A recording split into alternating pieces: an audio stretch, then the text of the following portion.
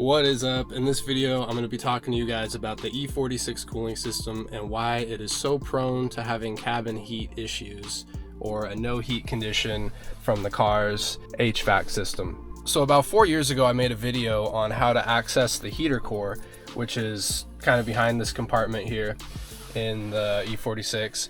And I got a lot of views on it. A lot of people with issues with their car not having heat in the cabin.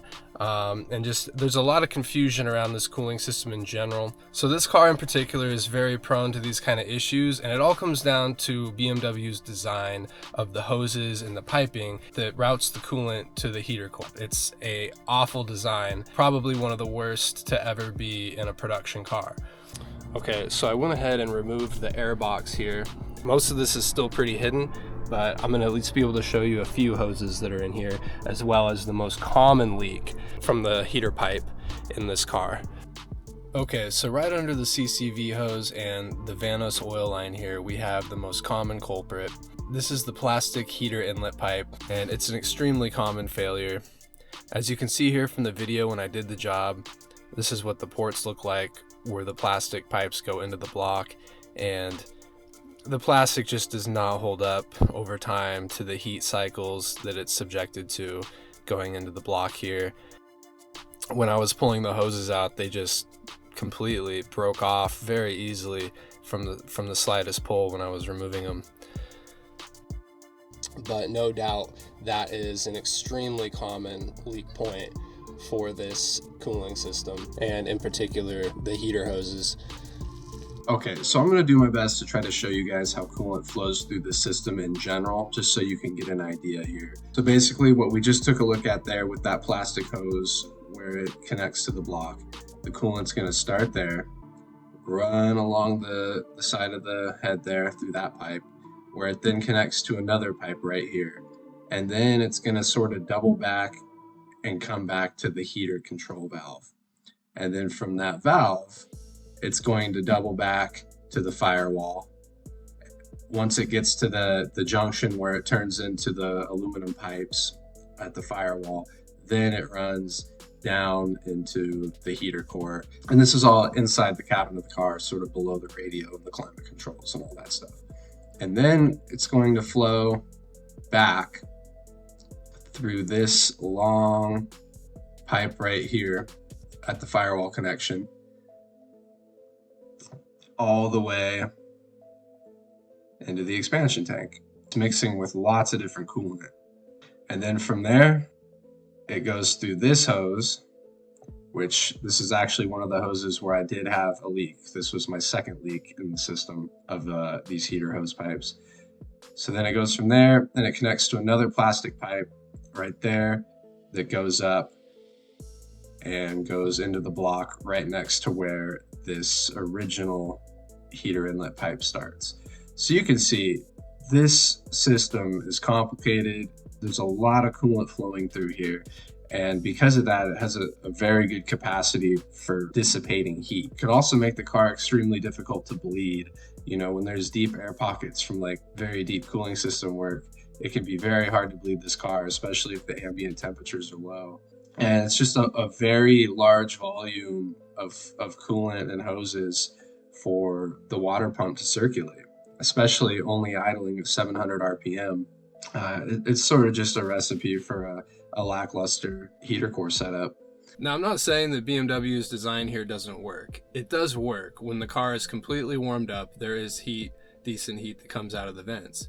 But on a cold morning, when you start this car up, it can take miles of driving before that heat arrives, which is longer than any other car that I've ever driven. With all the plastic parts in this cooling system, they are notorious for leaks, and it just makes the system that much more prone to having heat issues. If you guys appreciate me taking the time to make this video and show you guys in depth what's going on here with this part of the cooling system, go ahead and drop a like, consider subscribing. I'd really appreciate it, and it helps feed the video into the algorithm so more people who need it can find it. So yeah, that hose as well, I had a legitimate leak. And then well, I had leaks all over, but I'm trying to just keep this condensed to the hoses that are related to the heater core system. But also the expansion tank is, you know, plastic. It's very common to have leaks at. and it can really crack just about anywhere, especially at the seam here. Now the heater control valve basically just regulates the flow of coolant that would go back to the heater core based on, I believe, the setting that you have the temperature on the climate control set between like 59 and 91 degrees. If it's set at 91, that would be full open, so that it would be letting, you know, the valve would be like as open as possible. And then if it was set to 59 degrees, it would be like as closed as possible. These can fail, but I think overall, for the majority of cases of no heat, the problem is more or less an air pocket somewhere in this maze of cooling hoses. You know, some small leak that's causing an air pocket somewhere. You know, this is why I'm saying that this is not a normal cooling system, and it's not what most people think. You know, this isn't on most cars something you'd even have to worry about, because there's just a much more simple mechanism for getting coolant to the heater core. But BMW just chose to literally make it the worst. So at least for me, this pipe that runs all the way to the back firewall there is original. I never replaced it. I also never replaced the two pipes that feed into the heater control valve here. And there is also a temperature sensor located behind here. I'll put in a little clip here from when I did the heater core that shows it. But I don't think that that is an issue that's likely to cause a no heat condition. I don't believe that I've seen any case on the forum where somebody replaced that and it actually fixed their no heat condition. And just so you guys can get a better idea of what a normal car would have for this type of system, I want to show you my 96 Ford Explorer. And I want to show you how simple the hose routing is on that. So, just so you can see. Oh, yeah. And they're just right there. We have a little heater control valve as well. And then we have this hose. And then this top hose right here just goes down. And you can kind of see it right there. It comes out of the water pump there, basically right in the middle of the frame.